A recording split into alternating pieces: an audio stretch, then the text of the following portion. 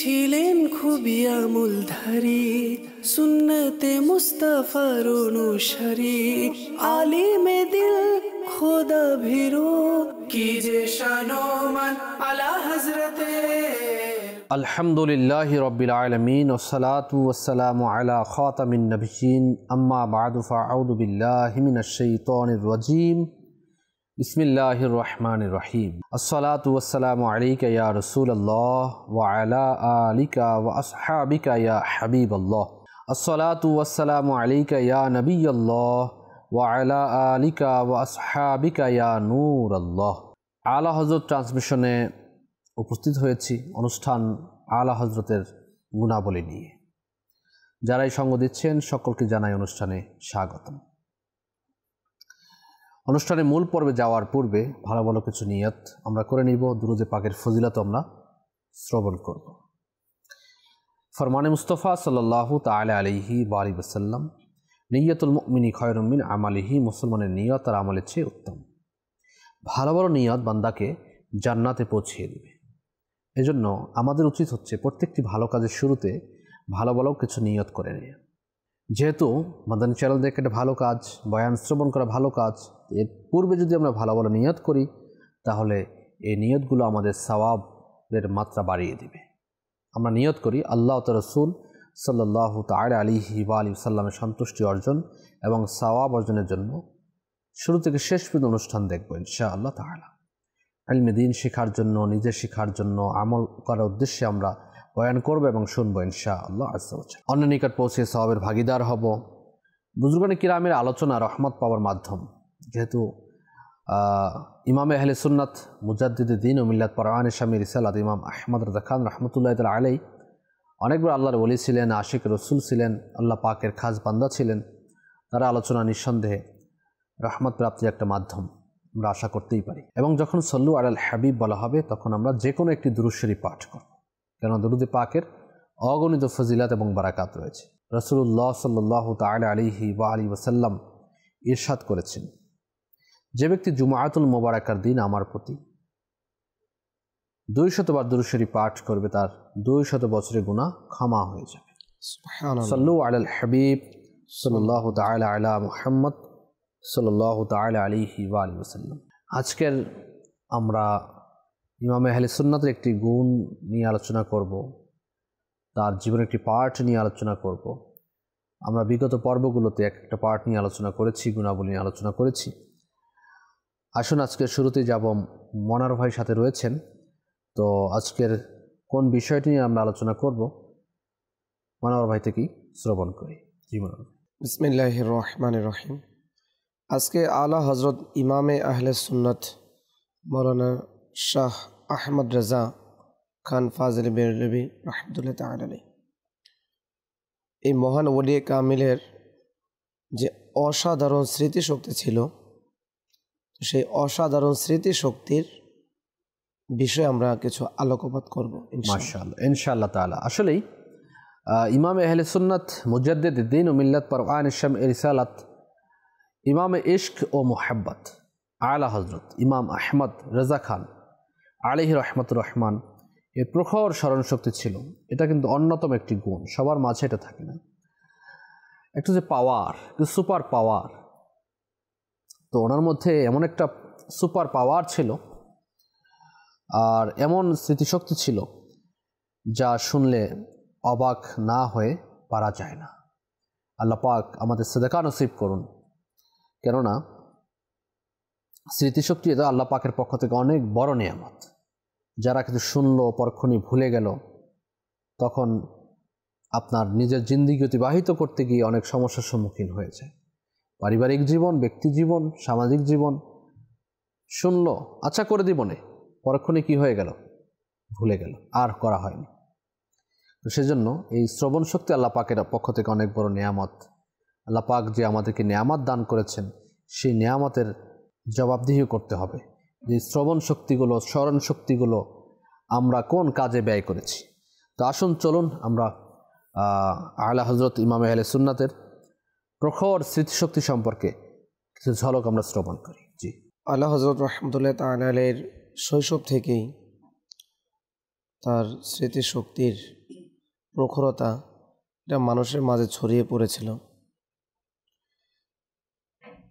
একবার আলা হযরত রাহমাতুল্লাহ তাআলা আলাইহি কোরআনুল কারীম পড়ছিলেন ছোটবেলা।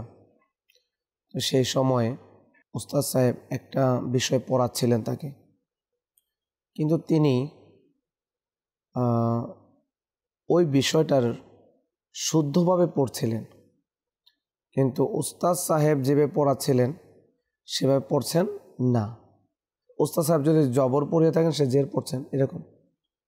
তো বারবার পড়ানোর পরও তাকে বলা হলো যে আপনি এভাবে পড়ছেন না কেন? তা আলা হযরত রাহমাতুল্লাহ তাআলা আলাইহি তিনি বলছেন যে আমার জবান দিয়ে এটাই বের হচ্ছে, আমি চেষ্টা করছি কিন্তু হচ্ছে না।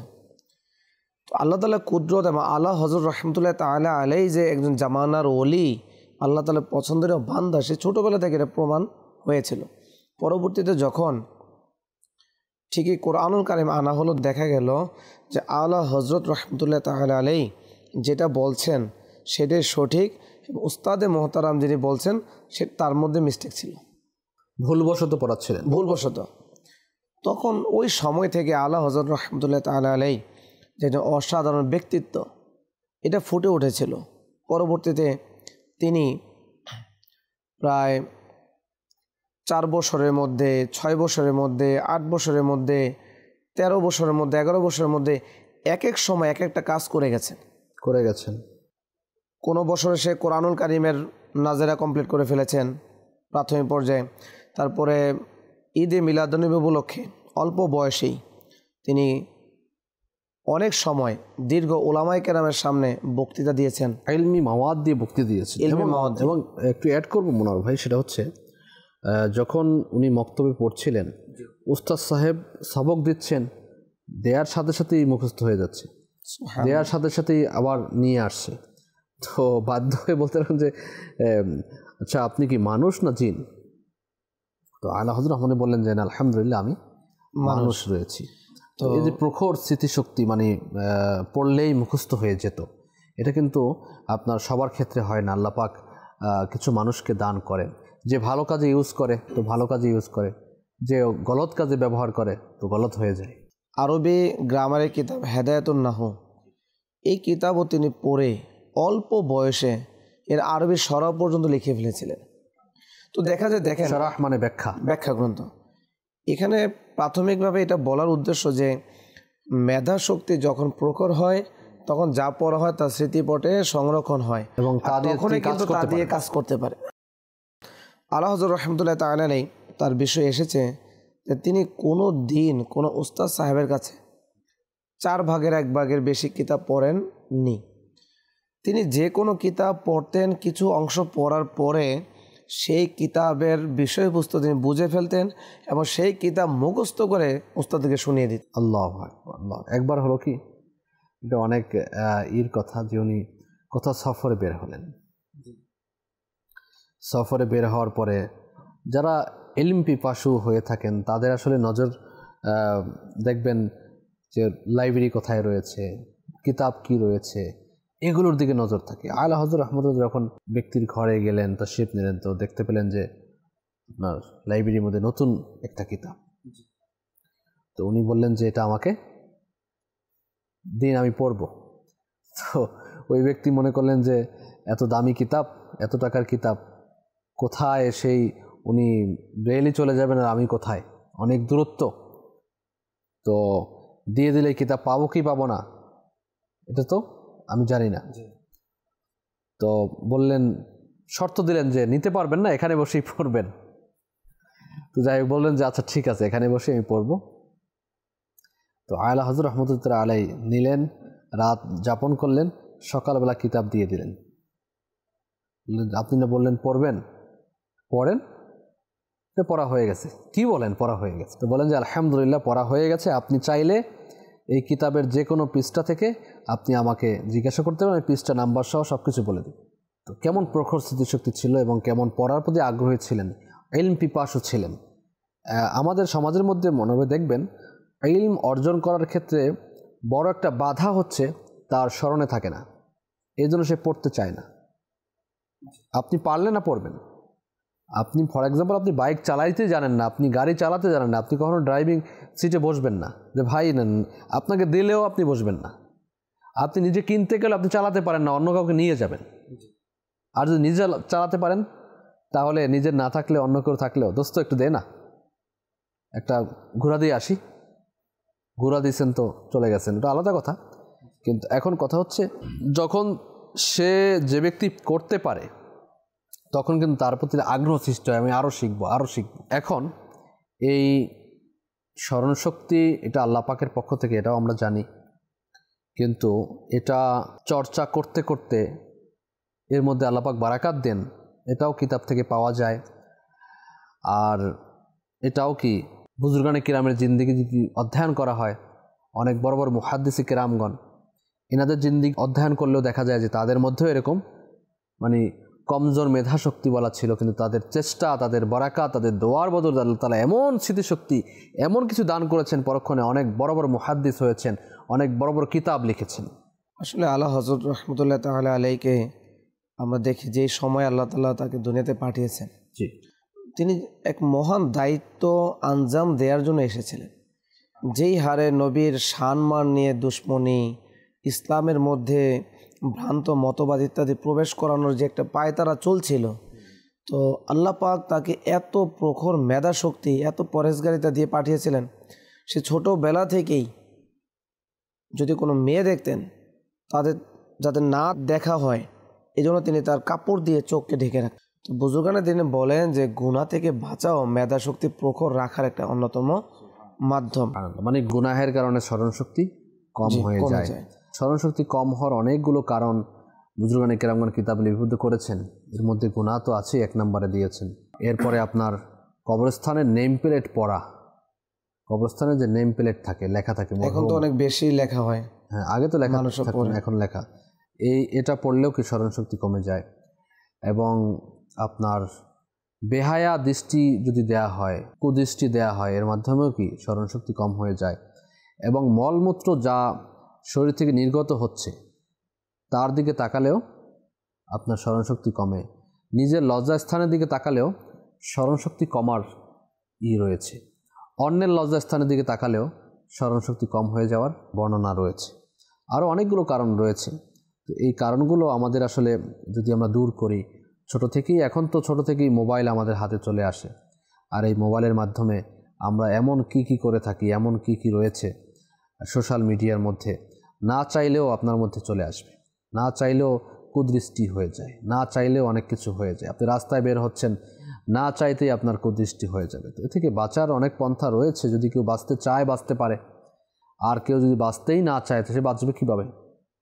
এজন্য আমাদের বাঁচার চেষ্টা করতে হবে। দেখুন, আপনার কুদৃষ্টি দেওয়ার কারণে আপনার স্মরণশক্তি কমে যাচ্ছে, এটা আলাদা কথা, কিন্তু আল্লাহ পাকে নাফরমানি হচ্ছে, এটা তো অনেক বড় কাজ। এই কুদৃষ্টির কারণে কাল কিয়ামতের দিন আমাদের জন্য যদি জাহান্নাম অবধারিত হয়ে যায়, চোখের মধ্যে আগুনের শলাকা দেয়া হবে এই কুদৃষ্টি দেওয়ার কারণে। আল আমান আল হাফিজ, আল্লাহ পাক আমাদেরকে হেফাজত করুন, তওবা নসিব হোক আমাদের। তো এজন্য একে তো আমাদের স্মরণশক্তি কম হচ্ছে এটার কারণে, দ্বিতীয়ত গুনাহ তো হচ্ছেই। তো এই জিনিসগুলো আমরা কি করব?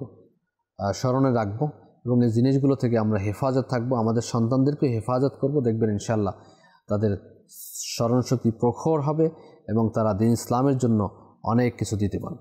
আলা হযরত রাহমাতুল্লাহ তাআলা আলাইহি তিনি কোরআনে হাফিজ ছিলেন না, কিন্তু কোরআন এত বেশি পাঠ করতেন, যারা অনেক বেশি কোরআন পাঠ করে তাদের যে কোনো আয়াত সূরা এগুলি আয়াতে কেরিমে দেখলে মনে হয় যে অমুক সূরার অমুক লাইন ইত্যাদি।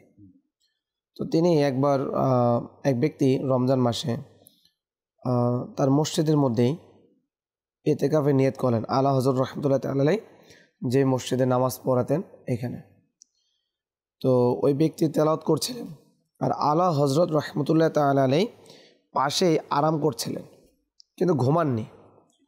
তো যখন সে তেলাওয়াত করা শুরু করলো তো তেলাওয়াতের মধ্যে ভুল হলো, আর আলা হযরত রাহমাতুল্লাহ তাআলা আলাইহি সে শয়ন করা অবস্থায় তাকে সেই আয়াতে কারিমা শুনে পুনরায় পড়তে বললেন। সে পুনরায় পড়ার পরও যখন ভুল হলো তখন আলা হযরত রাহমাতুল্লাহ তাআলা আলাইহি তাকে সেই ভুল ধরিয়ে দেওয়ার জন্য সে পুরো রুকুটাই শুনিয়ে দিলেন। এমন না যে আমি পূর্ব থেকে প্রস্তুতি নিয়ে আসে বা আমি পূর্ব থেকে প্রস্তুতি নিয়েছি এখন আনুষ্ঠানিকভাবে, না, তার ভুল ধরতে গিয়ে পুরো রুকুটা শুনিয়ে দিলেন। এটা একজন কোরআনের হাফেজ না, তার জন্য কিন্তু একটা মহান বিষয় এটা। আচ্ছা, এর থেকে একটি মহান কাজ যেটা আর একটি ঘটনা খুবই প্রসিদ্ধ, যে অনেকে আল্লাহ হযরত রহমতুল্লাহ তাআলা আলাইহিকে হাফিজ লিখত। তো তাকে সুফি, তাকে ওলি, তাকে মুজাদ্দিদ, তাকে মুস্তাহিদ ফিল মাসাইল, যা কিছু বলা হোক না কেন, মাওলানা, আল্লামা, যা কিছু, তো এগুলো তো অবশ্যই আল্লাহ হযরতের শানে যোগ্য। জি।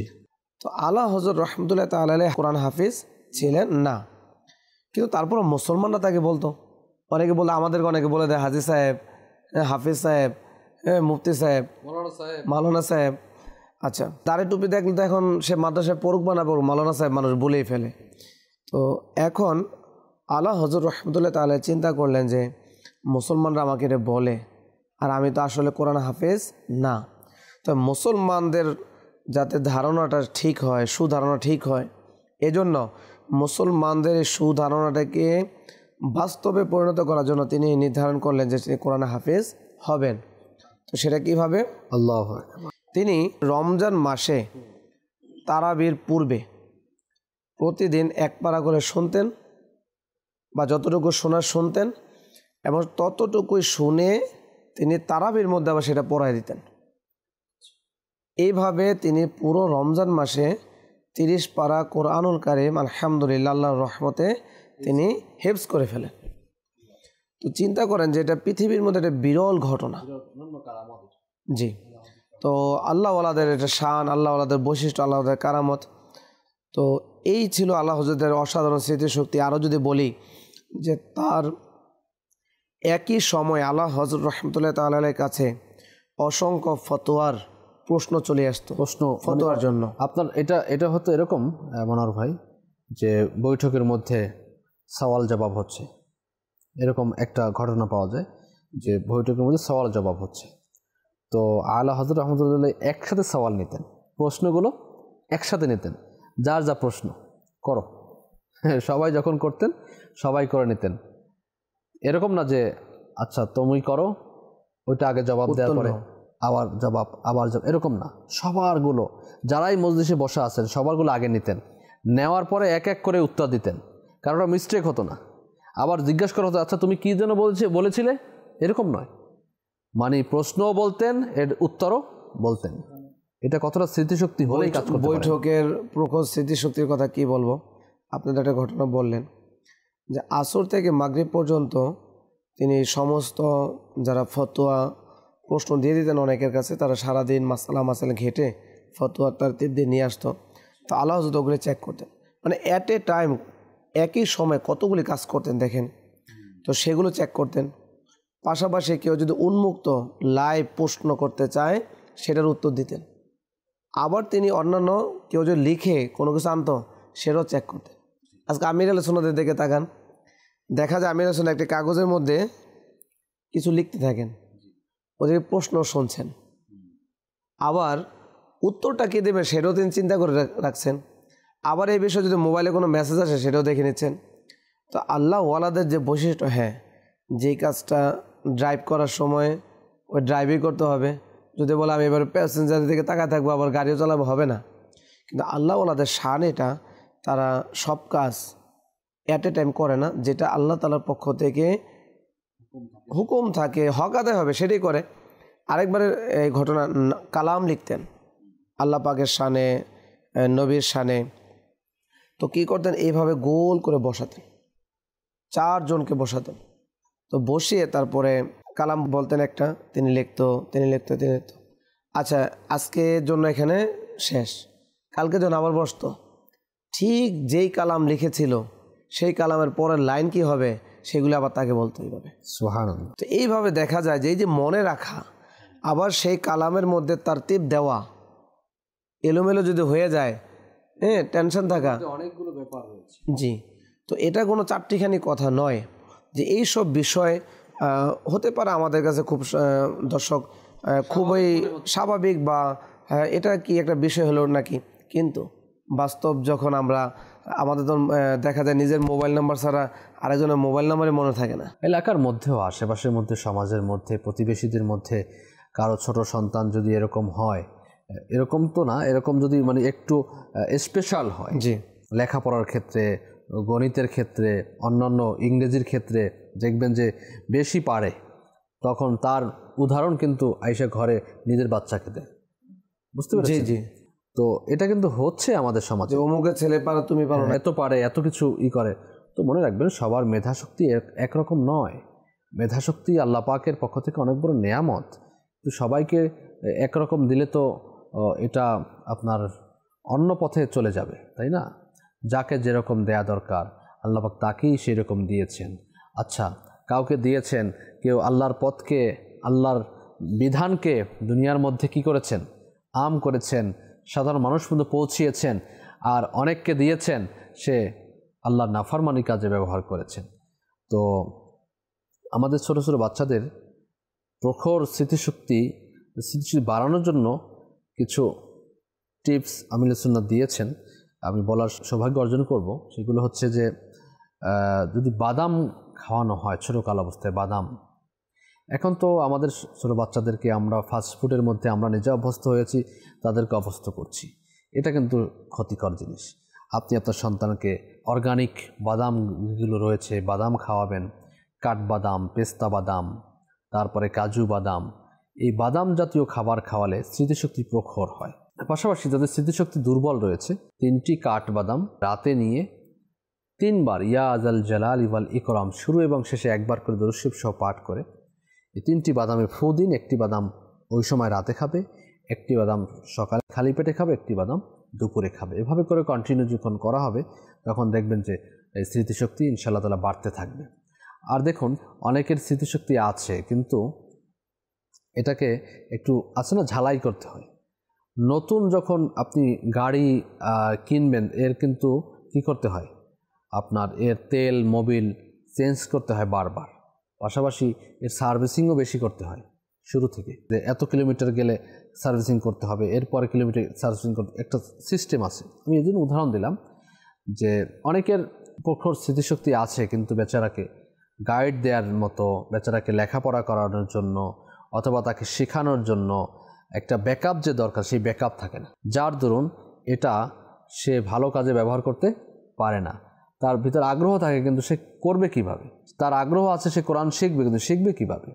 তার আগ্রহ আছে সে আপনার আলেমে দিন হবেন, কিন্তু তার ব্যাকগ্রাউন্ড এমন হচ্ছে তাকে এখনই সংসার করা হচ্ছে। আপনি দেখবেন যে গাড়ির পার্টস এবং গাড়ির গ্যারেজের মধ্যে ম্যাক্সিমাম যারা কাজ করে তারা কম বয়সী, এটা দেখে থাকবেন আপনি, কম বয়সে তারা ওখানে গিয়ে কাজ করে। মানে এত মেধা প্রখর থাকে ওদের যে ওরা ওই বয়সেই কি শিখে ফেলে।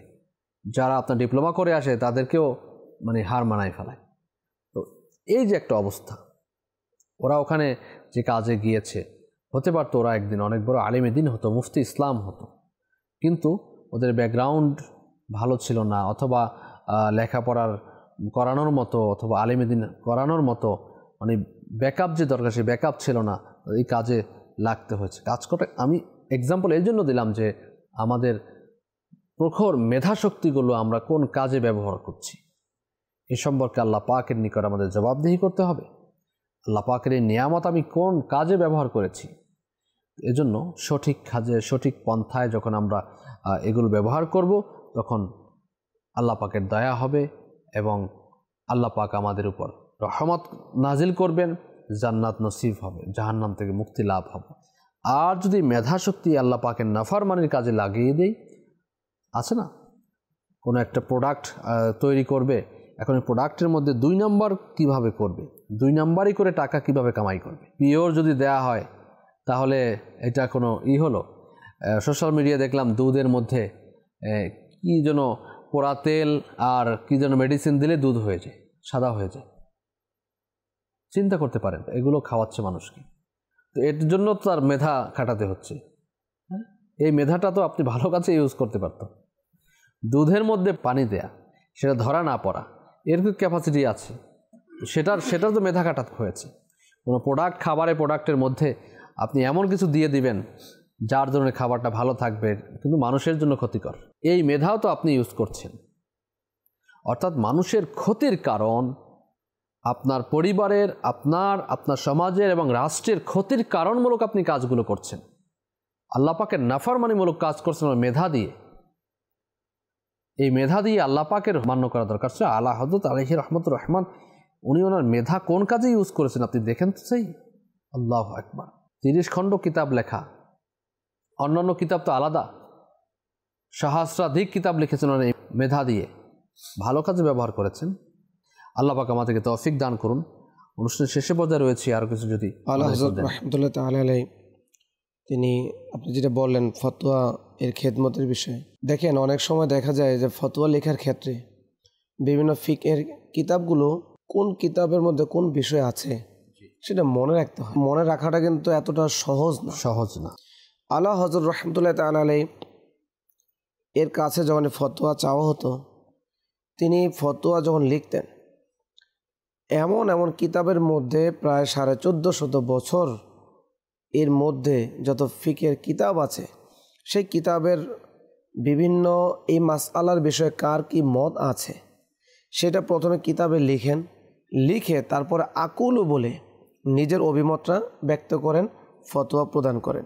এখন চিন্তা করেন এই এতগুলো কিতাবের নাম, কেউ যদি আল্লাহ যদি কিছু ফতোয়াজাত পড়ে তখন সে বুঝতে পারবে যে আমরা যে কথা বলছি সেটা আসলে খুব সামান্য তার প্রশংসা করতে পারছি, অথচ বাস্তবতা আরও বিশাল।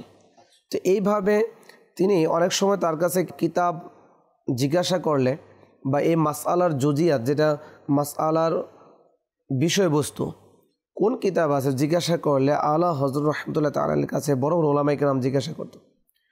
তো আলা হযরত রাহমাতুল্লাহ তাআলা আলাইহি কিতাবের নাম, কিতাবের পৃষ্ঠা এবং কত লাইন সেটাও আল্লাহ বলে দিতেন। তো এমন ছিল আলা হযরত রাহমাতুল্লাহ তাআলা আলাইহির প্রখর স্মৃতিশক্তি। তো উলামায়ে কেরাম যখন এইভাবে মাসআলা জানতে চাইতেন, কিতাবের নাম জানতে চাইতেন, তখন যখন আলা হযরত রাহমাতুল্লাহ তাআলা আলাইহি নির্দ্বিধায় অকপটে সেগুলো বলে দিতেন, উলামায়ে কেরাম এটা বলে বেড়াতো যে আলা হযরত রাহমাতুল্লাহ তাআলা আলাইহি এর যেন 1450 বছরের সকল কিতাবে মুখস্থ। তো এইভাবে আলা হযরত রাহমাতুল্লাহ তাআলা আলাইহি এর ঢঙ্কা চারদিকে ইলমির শহরাত সুনাম ছড়িয়ে পড়েছিল। আর তিনি যে মহান দ্বীনি খেদমত করেছেন এটা কিয়ামত পর্যন্ত মুসলমান স্মরণ করে যাবে। লক্ষাধিক ফতোয়াজাত লিখেছেন। আলা হযরত রাহমাতুল্লাহ তাআলা আলাইহিকে বলা হয় মুস্তাহিদ ফিল মাসাইল। তার অনেক ফতোয়াজাত দিয়েছে, রুজু করতে হয়েছে, কিন্তু আলা হযরত রাহমাতুল্লাহ তাআলা আলাইহিকে আলহামদুলিল্লাহ একটি ফতোয়ার জন্য তাকে রুজু করতে হয়নি যে এই ফতোয়া শরীয়তের বিরোধী, কোরআন হাদিসের বিরোধী, আলহামদুলিল্লাহ। তো এইভাবে আলা হযরত রাহমাতুল্লাহ তাআলা আলাইহি যেই প্রখর মেধা শক্তি আল্লাহ তাআলার পক্ষ থেকে এসেছিল, তিনি তার প্রপার কাজ করেছেন, প্রপার ব্যবহার করেছেন, আল্লাহকে রাজি করতে পেরেছিলেন। আল্লাহ আমাদেরকেও আলা হযরত রাহমাতুল্লাহ তাআলা আলাইহি এর এই জীবনী আলোচনা করে, এই গুণাবলী আলোচনা করে আমাদের জীবনকেও সাজানোর তৌফিক দান করুক। আমিন আমিন আমিন। আসলেই ইমাম আহলে সুন্নাত মুজাদ্দিদ দ্বীন ও মিল্লাত কোরআনের শামা রিসালাত ইমাম আহমদ রাজা খান আলাইহি রহমতুর রহমান এর সেই অনবদ্য কাব্যগ্রন্থগুলো, লেখনীগুলো যখন অধ্যয়ন করা হয়, দেখা হয়, পড়া হয়, তখন বোঝা যায় যে এর লেখক কেমন ছিল, তার মেধা কেমন ছিল, তার স্মরণশক্তি কেমন ছিল। ওয়াসাল্লাহ পাক তার সাদেকা আমাদের নসিব হোক, আমাদের রাসূলদের নসিব হোক। সেই দোয়া করতে হবে আমাদের। পাশাপাশি আমাদের মেধাকে, আমাদের স্মরণশক্তিকে জিয়ে রাখার জন্য আমাদের শানিত করতে হবে, আমাদেরকে আমল করতে হবে এবং গুনাহ থেকে বাঁচতে হবে, গুনাহ ছেড়ে নেকির জীবন অবলম্বন করতে হবে এবং আল্লাহ পাকের রাস্তায় আমাদের নিজেকে অতিবাহিত করতে হবে। আল্লাহ পাক আমাদেরকে তৌফিক দিক এবং আল্লাহ হযরত ফাইজান আমাদের নসিব হোক, বুজুর্গানে কিরামের ফাইজান নসিব হোক। আমিন বিজাহি খাতামিন নবিয়িন সাল্লাল্লাহু তাআলা আলাইহি ওয়া আলিহি সাল্লাম। আজ এ পর্যন্তই। আগামী পর্বে আমরা আলা হযরতের অন্য কোনো গুণাবলী নিয়ে আলোচনা করব। ততক্ষণ সাথেই থাকুন আর দেখতে থাকুন মাদানী চ্যানেল বাংলা। সাল্লু আলাল হাবিব সাল্লাল্লাহু তাআলা আলা মুহাম্মদ সাল্লাল্লাহু আলাইহি ওয়া আলিহি ওয়াসাল্লাম। তিনি ছিলেন খুবই আমলধারী, সুন্নতে মুস্তাফার অনুসারী, আলিমে দিল খোদা ভীরু, কি যে শান ও মান আলা হযরতে